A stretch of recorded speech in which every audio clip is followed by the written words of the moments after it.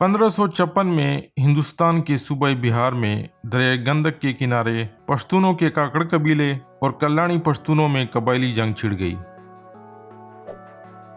कल्याणी पश्तूनों के पास तोपें और बंदूकें थीं और उनकी क़यादत शेरशाह सूरी और इस्लाम शाह सूरी की फौजों का एक साबिक तजर्बाकार जनरल कर रहा था।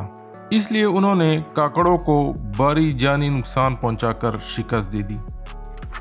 हाजीपुर में काकड़ों के सेटलमेंट के नज़दीक पश्तूनों के उस्तरानी कबीले की सेटलमेंट मौजूद थी, जो पख्तूनख्वा से कुछ अरसा पहले हिजरत करके यहाँ आए थे।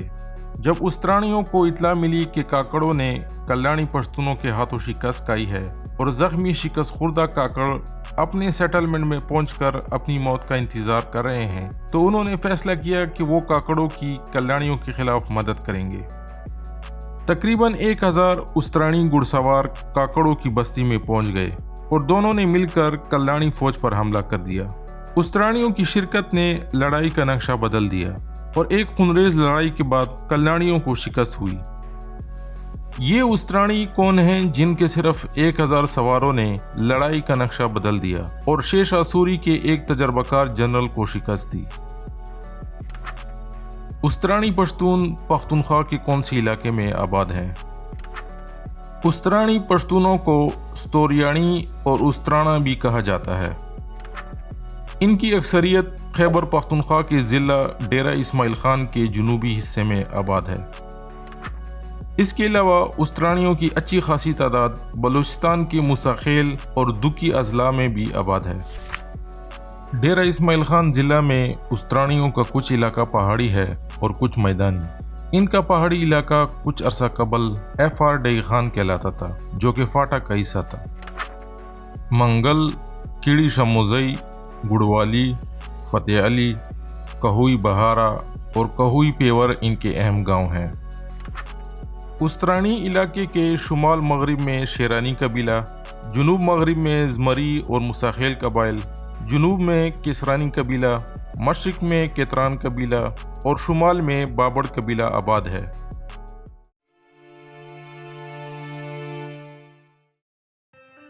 पश्तूनों के रिवायती शजर अंसाब के मुताबिक उस्तरानी सैयद मोहम्मद गेसुए दराज की नस्ल से हैं। ये वही सैयद मोहम्मद गेसुए दराज है जो कि जुनूबी हिंद के शहर गुलबर्गा में दफन है। मखज़न अफ़गानी के मुताबिक सैयद मोहम्मद गेसु दराज अपने वतन से आकर कल्याणी, शेरानी और काकड़ कबाइल के दरमियान आबाद हुआ और उन सब को इस्लाम के बारे में रहनुमाई देने लगा।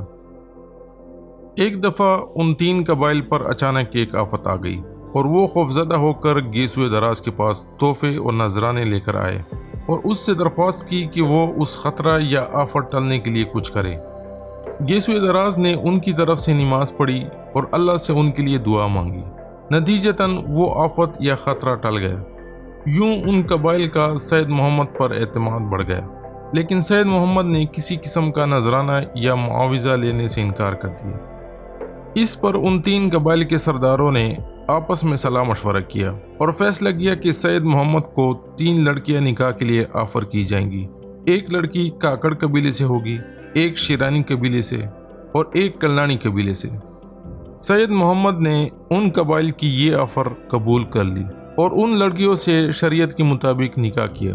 कुछ अरसा बाद उन 3 बीवियों से उसके 4 बेटे पैदा हुए। काकड़ खातून से मशवाणी, शेरानी खातून से उस्तरानी और कल्याणी खातून से वर्दक और हनी नाम के 2 जुड़वा बेटे पैदा हुए। मखज़न अफ़गानी का मुसन्निफ़ मज़ीद लिखता है कि अगरचे ये 4 कबीले सैयदज़ादा हैं, लेकिन इनको अफ़गान माना जाता है और ये अफ़गान होने की शोहरत रखते हैं। मखज़न अफ़गानी का मुसन्निफ़ मज़ीद लिखता है कि उस्तरानी के 4 बेटे थे, शेख, तरे, मरेड़े, अमरखेल और हमड़। हमड़ की औलाद उस्तराना या स्तोरियानी या उस्तरानी कहलाई, जबकि तरे की औलाद गंडापुर कहलाई। बाकी 3 बेटों की औलादें भी गंडापुर कबीले में जम हो गईं। यूं गंडापुर दरअसल उस्तराना कबीले की शाख है, लेकिन बाद में अलहदा कबीले की हैसियत से शनाख्त बना ली। दीगर किताबों में लिखा गया है कि उन कबाइल का अपनी 3 औरतों को सैयद मोहम्मद के निकाह में देने का ये मकसद था कि वो पख्तूनख्वा में मुस्तकिल आबाद हो जाए, लेकिन सैयद मोहम्मद शादियाँ करने के बाद दिल्ली चला गया और वापस नहीं लौटा। اس کے 4 بیٹے اس کا پختونخوا سے رخصت ہونے کے بعد پیدا ہوئے۔ ان 4 بیٹوں کو ان کے ماؤں کے خاندانوں نے پالا پوسا اور وہ اپنی پشتون ماؤں کی نسبت سے پشتون کہلائے۔ اگرچہ استرانی، وردک، ہنی اور مشواڑی قبائل ایک سید کی نسل سے ہونے کا دعویٰ کرتے تھے، لیکن وہ اپنے آپ کو سید نہیں متعارف کراتے تھے اور اپنے نام کے ساتھ سید کا ٹائٹل نہیں لگاتے تھے۔ ان کا طور اطوار اور مزاج سادات کی بجائے پشتونوں والا تھا۔ مخزن افغانی کے مطابق سلطان سکندر لودھی اور سلطان شیشا سوری کے درباروں میں مذکورہ بالاچار قبائل اور دیگر سید النسل قبائل کے پشتون ہونے یا نہ ہونے پر بحث ہوئی۔ ان قبائل کے عمائدین نے ان موقعوں پر یہ بات کی کہ وہ پشتون ہیں۔ ان کے لیے یہ بالکل بھی مناسب نہیں ہوگا کہ وہ اپنے آپ کو سادات میں شمار کریں، جبکہ وہ پشتونوں میں پلے بڑے ہیں اور انہی کے ساتھ ان کی رشتہ داریاں، میل جول اور تجارت ہے۔ ان کے آبا و اجداد نے انہیں سختی سے منع کیا تھا کہ وہ اپنے آپ کو سید نہیں بلکہ افغان کہیں گے، اور جو بھی اپنے نام کے ساتھ سید کا ٹائٹل لگائے گا وہ ہم میں سے نہیں ہوگا۔ سکندر لودھی اور شیشا سوری ان قبائل کی ان باتوں سے متفق ہوئے۔ مخزن افغانی، خلاصۃ الانساب اور دیگر پرانی کتب میں اشترانی کا تلفظ اشترانی آیا ہے۔ محسوس یوں ہوتا ہے کہ لفظ اشترانی اوریجنل ہے جو کہ تبدیل ہو کر اشترانی ہو گیا۔ اس بارے میں روایت بیان کی جاتی ہے کہ سید محمد گیسوئے دراز کا تعلق بغداد کے قریب اوش نامی گاؤں سے تھا، جس سے لفظ اشترانی نکلا ہے۔ پشتوں میں اوش اونٹ کو کہتے ہیں۔ ایک دوسری روایت کے مطابق چونکہ اشترانی شتربانی کیا کرتے تھے اس لیے اشترانی کہلائے، لیکن عام روایت یہی ہے کہ قبیلے کا نام ان کے مورث اعلیٰ ستورہ خان کے نام پہ ہے۔ پشتوں میں ستورہ ایک ستارے کو کہتے ہیں، اسی سے لفظ ستوریانی نکلا ہے۔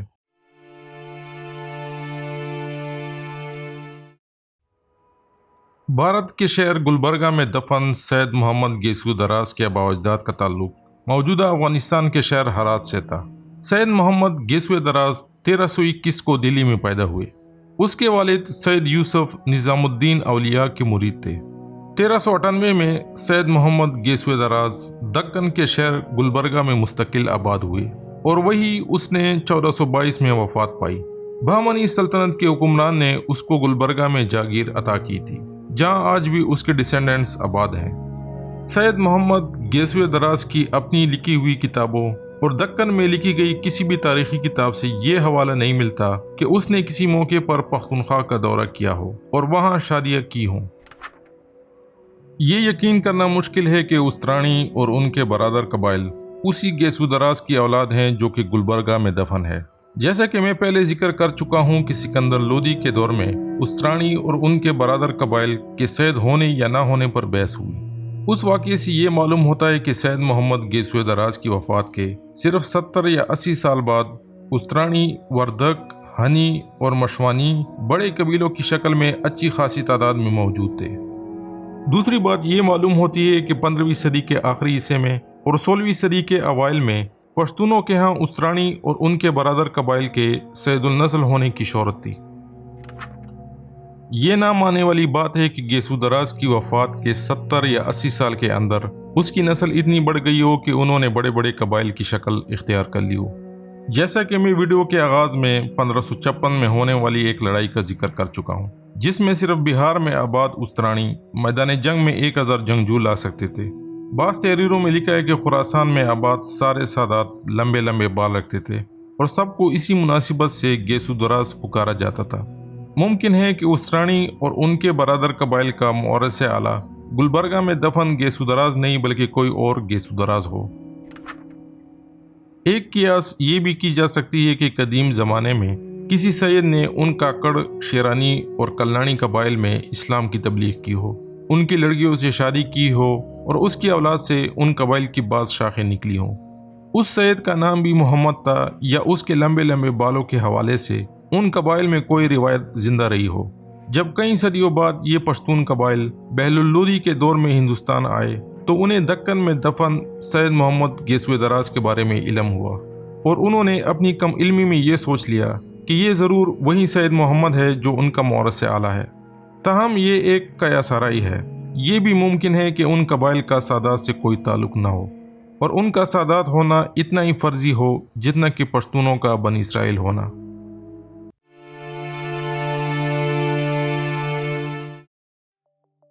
پرانے زمانے میں استرانی خانہ بدوش طرز کی زندگی گزارتے اور گلابانی کیا کرتے تھے۔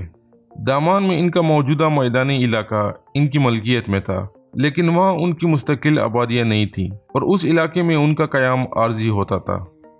یہ لوگ گرمیاں دامان میں گزارتے جبکہ سردیاں مساخیل کے پہاڑوں میں۔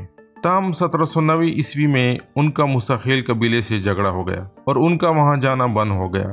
یوں استرانیوں کو مجبوراً اپنی خانہ بدوشی کی طرز زندگی ترک کرنا پڑی اور انہوں نے اپنے سارے مویشی بیچ کر کاشتکاری اور تجارت کا پیشہ اختیار کر لیا۔ ان کی پہاڑوں میں آباد صرف 2 شاہوں نے ریوڑبانی کو جاری رکھا۔ استرانیوں کا ذکر احمد شاہ ابدالی کے زمانے میں لکھی گئی کتاب خلاصۃ الانساب میں آتا ہے، جس کا مصنف حافظ رحمت خان بڑیچ لکھتا ہے کہ استرانی ڈیرہ غازی خان اور ڈیرہ اسماعیل خان کے درمیان آباد ہیں۔ 1815 میں لکھی گئی کتاب the account of kingdom of Kabul میں الفنسٹون لکھتا ہے کہ استرانیوں کے علاقے میں قاضی تعینات ہوتا ہے، جس کے پاس لوگ اس وقت شکایتیں درج کرتے ہیں جب خان موجود نہیں ہوتا۔ قاضی کو قبیلے کا خان تعینات کرتا ہے۔ الفنسٹون مزید لکھتا ہے کہ استرانیوں کی رعیت زیادہ تر جاٹوں اور بلوچوں پر مشتمل ہے۔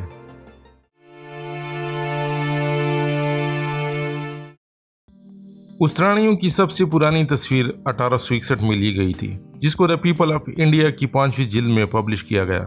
اس کے مصنفین واٹسن اور کائی نے استرانی قبیلے کے بارے میں معلومات 1860 کی دہائی میں حاصل کی۔ وہ استرانی قبیلے کو یوں بیان کرتے ہیں: استرانی سنی مسلمان ہے اور اس معاملے میں سرحد کے دوسرے مسلمان قبائل سے مختلف نہیں ہے۔ استرانی تلوار اور ڈال سے لیس ہوتے ہیں اور یہ تعداد میں اپنے سے دگنا دشمن کا خوب مقابلہ کر سکتے ہیں۔ یہ لوگ تلوار اور ڈال کے استعمال کو ترجیح دیتے ہیں، لیکن بعض استرانیوں کے پاس مؤثر توڑے دار بندوقیں بھی ہیں جس سے دور سے نشانہ لیا جا سکتا ہے۔